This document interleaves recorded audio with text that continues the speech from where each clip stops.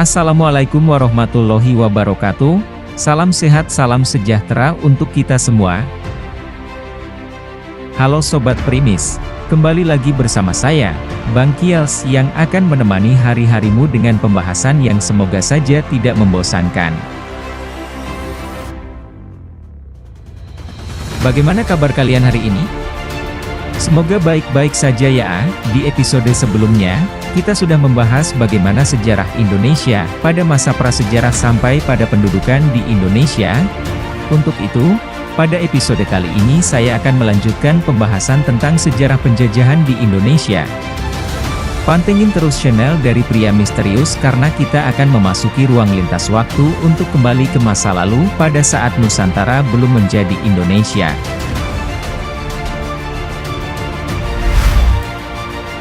Jangan lupa like, subscribe, dan bunyikan lonceng untuk mendapatkan update terbaru dari Pria Misterius.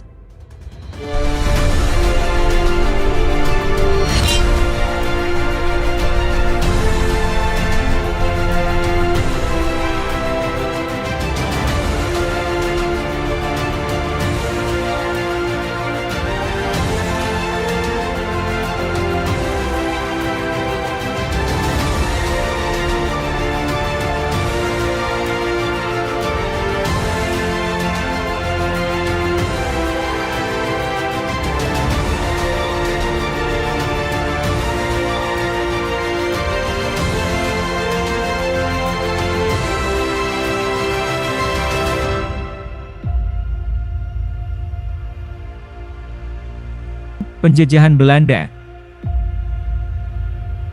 Masa penjajahan Indonesia tidak langsung dimulai ketika orang-orang Belanda pertama kali menginjakkan kaki di Nusantara pada akhir abad ke-16. Sebaliknya, proses penjajahan oleh bangsa Belanda merupakan proses ekspansi politik yang lambat, bertahap dan berlangsung selama beberapa abad sebelum mencapai batas-batas wilayah Indonesia seperti yang ada sekarang. Selama abad ke-18, VOC atau Verenigde Oost-Indische Compagnie memantapkan dirinya sebagai kekuatan ekonomi dan politik di Pulau Jawa setelah runtuhnya Kesultanan Mataram. Perusahaan dagang Belanda ini telah menjadi kekuatan utama di perdagangan Asia sejak awal 1600-an. Tetapi pada abad ke-18 mulai mengembangkan minat untuk campur tangan dalam politik pribumi di Pulau Jawa demi meningkatkan kekuasaannya pada ekonomi lokal. Namun korupsi, manajemen yang buruk dan persaingan ketat dari Inggris, East India Company, mengakibatkan runtuhnya VOC menjelang akhir abad ke-18. Pada tahun 1796, VOC akhirnya bangkrut dan kemudian dinasionalisasi oleh pemerintah Belanda. Akibatnya, harta dan aset VOC di Nusantara jatuh ke tangan mahkota Belanda pada tahun 1800. Namun, ketika Perancis menduduki Belanda antara tahun 1806 dan 1815, aset-aset tersebut dipindahkan ke tangan Inggris. Setelah kekalahan Napoleon di Waterloo, diputuskan bahwa sebagian besar wilayah Nusantara kembali ke tangan Belanda. Arsitek pemerintah kolonial Belanda di Indonesia, dua nama menonjol sebagai arsitek pemerintah kolonial Belanda di Indonesia. Pertama, Herman Willem Daendels, Gubernur Jenderal tahun 1808 sampai 1811 ketika Belanda dikuasai oleh Perancis. Dan, kedua, Letnan Inggris Stamford Raffles, Gubernur Jenderal tahun 1811 sampai 1816 ketika Jawa dikuasai Inggris. Daendels mereorganisasi pemerintahan kolonial pusat dan daerah dengan membagi Pulau Jawa dalam distrik, yang juga dikenal sebagai residensi, yang dipimpin oleh seorang pegawai negeri sipil Eropa, yang disebutkan residen, dan harus melapor kepada Gubernur Jenderal di Batavia. Para residen ini bertanggung jawab atas berbagai hal di residensi mereka, termasuk masalah hukum dan organisasi pertanian. Raffles melanjutkan reorganisasi pendahulunya, Daendels, dengan mereformasi pengadilan, polisi dan sistem administrasi di Jawa. Dia memperkenalkan pajak tanah di Jawa yang berarti bahwa petani Jawa harus membayar pajak, kira-kira nilai 2/5 dari panen tahunan mereka, kepada pihak berwenang. Raffles juga sangat tertarik dengan budaya dan bahasa Jawa. Pada tahun 1817 ia menerbitkan bukunya yang berjudul The History of Java, salah satu karya akademis pertama yang topiknya Pulau Jawa. Namun, reorganisasi administrasinya yang diterapkan Raffles juga berarti meningkatnya intervensi pihak asing di masyarakat dan ekonomi Jawa, yang tercermin dari meningkatnya jumlah pejabat peringkat menengah Eropa, yang bekerja di residensi-residensi di Pulau Jawa. Antara tahun 1825 dan tahun 1890 jumlah ini meningkat dari 73 menjadi 190 pejabat Eropa. Sistem pemerintahan kolonial Belanda di Jawa adalah sistem yang direct atau langsung, maupun dualistik. Bersamaan dengan hierarki Belanda, ada hierarki pribumi yang berfungsi sebagai perantara antara petani Jawa dan layanan sipil Eropa. Bagian atas struktur hierarki pribumi ini terdiri dari para aristokrasi Jawa.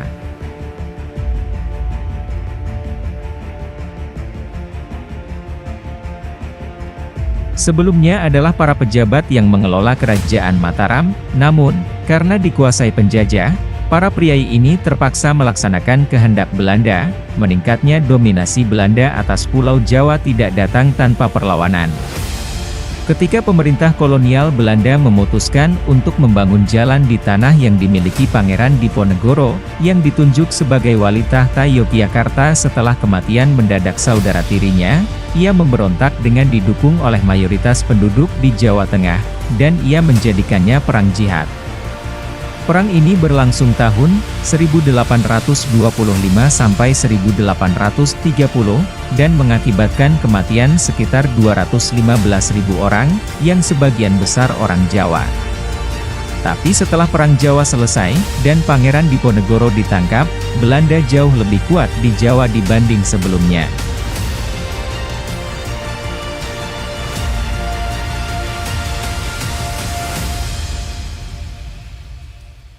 Tanam paksa atau sistem kultivasi di Jawa.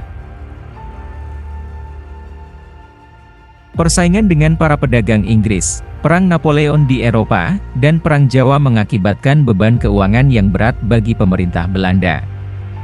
Diputuskan bahwa Jawa harus menjadi sebuah sumber pendapatan utama untuk Belanda, dan karena itu Gubernur Jenderal Van den Bosch mendorong dimulainya era tanam paksa atau, para sejarawan di Indonesia mencatat periode ini sebagai era tanam paksa, namun pemerintah kolonial Belanda menyebutnya kulturstelsel yang artinya sistem kultivasi. Di tahun 1830, dengan sistem ini, Belanda memonopoli perdagangan komoditi-komoditi ekspor di Jawa. Terlebih lagi, pihak Belandalah yang memutuskan jenis dan jumlah komoditi yang harus diproduksi oleh para petani Jawa. Secara umum, ini berarti bahwa para petani Jawa harus menyerahkan 1/5 dari hasil panen mereka kepada Belanda. Sebagai gantinya, para petani menerima kompensasi dalam bentuk uang dengan harga yang ditentukan Belanda tanpa memperhitungkan harga komoditi di pasaran dunia. Para pejabat Belanda dan Jawa menerima bonus bila residensi mereka mengirimkan lebih banyak hasil panen dibanding waktu sebelumnya, maka mendorong intervensi top-down dan penindasan. Selain pemaksaan penanaman dan kerja rodi, pajak tanah Raffles juga masih berlaku. Sistem tanam paksa menghasilkan kesuksesan keuangan. Antara tahun 1832 dan 1852, sekitar 19% dari total pendapatan pemerintah Belanda berasal dari koloni Jawa. Antara tahun 1860 dan 1866, angka ini bertambah menjadi 33%.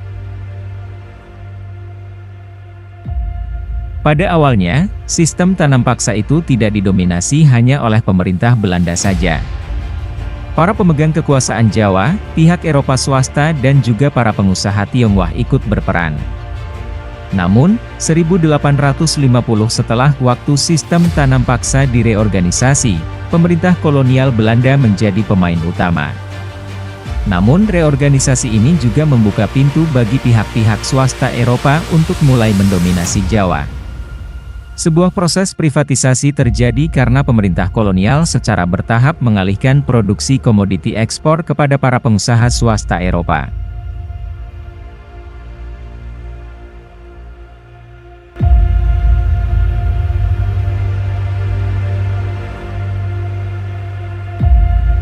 Zaman liberal Hindia Belanda. Semakin banyak suara terdengar di Belanda yang menolak sistem tanam paksa dan mendorong sebuah pendekatan yang lebih liberal bagi perusahaan-perusahaan asing. Penolakan sistem tanam paksa ini terjadi karena alasan kemanusiaan dan alasan ekonomi. Pada tahun 1870 kelompok liberal di Belanda memenangkan kekuasaan di parlemen Belanda dan dengan sukses menghilangkan beberapa ciri khas sistem tanam paksa seperti persentase penanaman beserta keharusan menggunakan lahan dan tenaga kerja untuk hasil panen dengan tujuan ekspor. Kelompok liberal ini membuka jalan untuk dimulainya sebuah periode baru dalam sejarah Indonesia yang dikenal sebagai zaman liberal, sekitar 1870 sampai 1900. Periode ini ditandai dengan pengaruh besar dari kapitalisme swasta dalam kebijakan kolonial di Hindia Belanda. Pemerintah kolonial pada saat itu kurang lebih memainkan peran sebagai pengawas dalam hubungan antara pengusaha-pengusaha Eropa dengan masyarakat pedesaan Jawa. Namun, walau kaum liberal mengatakan bahwa keuntungan pertumbuhan ekonomi juga akan mengucur kepada masyarakat lokal, keadaan para petani Jawa yang menderita karena kelaparan, kurang pangan, dan penyakit, tidak lebih baik di zaman liberal ini dibandingkan dengan masa sistem tanam paksa. Abad ke-19 juga dikenal sebagai abad ekspansi karena Belanda melaksanakan ekspansi geografis yang substansial di Nusantara. Didorong oleh mentalisme imperialisme baru, negara-negara Eropa bersaing untuk mencari koloni-koloni di luar benua Eropa untuk motif ekonomi dan status. Salah satu motif penting bagi Belanda untuk memperluas wilayahnya di Nusantara adalah untuk mencegah negara-negara Eropa lain mengambil bagian-bagian dari wilayah ini. Dan pertempuran yang paling lama antara Belanda dan rakyat pribumi, selama periode ekspansi Belanda abad ini, adalah Perang Aceh yang dimulai pada tahun 1873 dan berlangsung sampai 1913, berakibat pada kematian lebih dari 100.000 orang. Namun, Belanda tidak pernah memegang kontrol penuh atas Aceh. Dikarenakan integrasi politik antara Jawa dan pulau-pulau lain di Nusantara sebagai kesatuan politis kolonial sebagian besar telah tercapai pada awal abad ke-20. Politik etis dan nasionalisme Indonesia. Waktu perbatasan Hindia Belanda mulai mirip perbatasan yang ada di Indonesia saat ini. Ratu Belanda Wilhelmina membuat pengumuman pada pidato tahunannya pada tahun 1901 bahwa kebijakan baru atau politik etis akan diterapkan di Hindia Belanda. Politik etis ini, yang merupakan pengakuan bahwa Belanda memiliki hutang budi kepada orang pribumi Nusantara, bertujuan untuk meningkatkan standar kehidupan penduduk asli. Cara untuk mencapai tujuan ini adalah melalui intervensi negara secara langsung dalam kehidupan, dipromosikan dengan slogan, irigasi, pendidikan, dan emigrasi. Namun, pendekatan baru ini tidak membuktikan kesuksesan yang signifikan dalam hal meningkatkan standar kehidupan penduduk asli. Namun, politik etis itu ada efek samping yang sangat penting. Komponen pendidikan dalam politik ini berkontribusi signifikan pada kebangkitan nasionalisme Indonesia dengan menyediakan alat-alat intelektual bagi para elit masyarakat Indonesia untuk mengorganisir dan menyampaikan keberatan-keberatan mereka terhadap pemerintah kolonial. Politik etis ini memberikan kesempatan lewat sistem edukasi, untuk sebagian kecil kaum elit Indonesia, untuk memahami ide-ide politik Barat mengenai kemerdekaan dan demokrasi. Maka, untuk pertama kalinya orang-orang pribumi mulai mengembangkan kesadaran nasional sebagai orang Indonesia. Pada tahun 1908, para mahasiswa di Batavia mendirikan Asosiasi Budi Utomo. kelompok politis pribumi yang pertama. Peristiwa ini dianggap sebagai saat kelahiran nasionalisme Indonesia. Hal ini memulai tradisi politik kerjasama antara elit muda Indonesia dan para pejabat pemerintahan Belanda yang diharapkan untuk membantu wilayah Hindia Barat mencapai kemerdekaan yang terbatas. Gerakan-gerakan penting lainnya yang menyebabkan terbukanya pemikiran politik pribumi adalah Muhammadiyah, gerakan reformis sosio-religius Islam yang didirikan pada tahun 1912 dan Asosiasi Sosial Demokrat Hindia, gerakan komunis yang didirikan pada tahun 1914 yang menyebarluaskan ide-ide Marxisme di Hindia Belanda. Perpecahan internal di gerakan ini kemudian mendorong pendirian Partai Komunis Indonesia, PKI, pada tahun 1920. Pada awalnya, pemerintah kolonial Belanda mengizinkan pendirian gerakan-gerakan politik lokal, namun ketika ideologi Indonesia diradikalisasi pada tahun 1920-an, seperti yang tampak dalam pemberontakan komunis di Jawa Barat dan Sumatera Barat di tahun 1926 dan 1927, pemerintah kolonial Belanda mengubahkan kebijakannya. Sebuah rezim yang relatif toleran digantikan dengan rezim represif yang menekan semua tindakan yang diduga subversif. Rezim represif ini justru memperparah keadaannya dengan meradikalisasi seluruh gerakan nasionalis Indonesia. Sebagian dari para nasionalis ini mendirikan Partai Nasionalis Indonesia pada tahun 1927 sebagai sebuah reaksi terhadap rezim yang represif. Tujuannya adalah mencapai kemerdekaan penuh untuk Indonesia. Jadi Jawa adalah kunci. Peristiwa penting lainnya bagi nasionalisme Indonesia adalah Sumpah Pemuda pada tahun 1928. Pada kongres yang dihadiri organisasi-organisasi pemuda ini, 3 idealisme diproklamasikan, menyatakan diri memiliki satu tanah air, satu bangsa, dan satu bahasa. Tujuan utama dari kongres ini adalah mendorong persatuan antara kaum muda Indonesia. Di dalam kongres ini lagu yang kemudian menjadi lagu kebangsaan nasional yakni Indonesia Raya, dikumandangkan dan bendera nasional di masa kemerdekaan, merah putih, dikibarkan untuk yang pertama kalinya.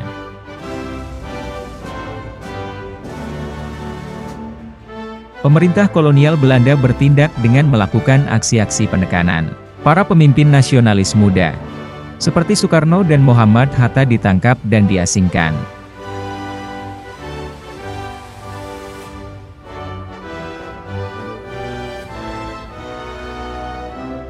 Pada episode selanjutnya kita akan membahas invasi Jepang ke Hindia Belanda. Untuk itu, selalu awasi dan kembali lagi ke channel Pria Misterius untuk mendengarkan lanjutan dari sejarah Indonesia yang masih panjang dan mendebarkan.